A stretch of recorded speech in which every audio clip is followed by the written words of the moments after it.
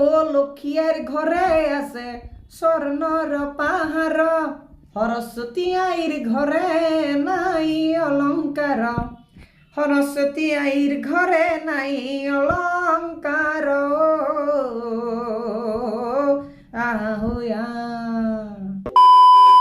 আটাইকে নমস্কাৰ জনাইছোঁ। এটা নতুনকৈ নামৰ কাহিনী লিখিবলৈ বুলি হাতত লৈছোঁ। ইতিমধ্যে কাহিনী ভাগ লিখা সম্পূৰ্ণ হৈছে। নাৰদীয় পুৰাণৰ এটি খুব ধুনীয়া কাহিনী, মনোৰম কাহিনী। সেই কাহিনীটিৰ 6 নম্বৰ দিশা এতিয়া আপোনালোকলৈ বুলি আগবঢ়াব বিচাৰিছোঁ। কেনেকুৱা হৈছে নাজানো, যদি ভুল হৈছে আপোনালোকে শুধৰাই দিব বুলি আশা কৰিলোঁ। অকণমান আপোনালোকলৈ বুলি আগবঢ়াইছোঁ।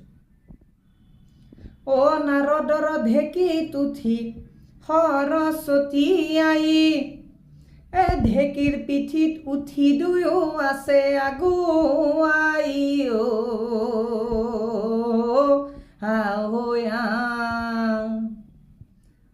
এহি বুলি দুয়োজনে আগ বাঢ়ি গইলা, বাটতে নাৰদ মুনি ভাবিবে লাগিলা, বাটতে নাৰদ মুনি ভাবিবে লাগিলা।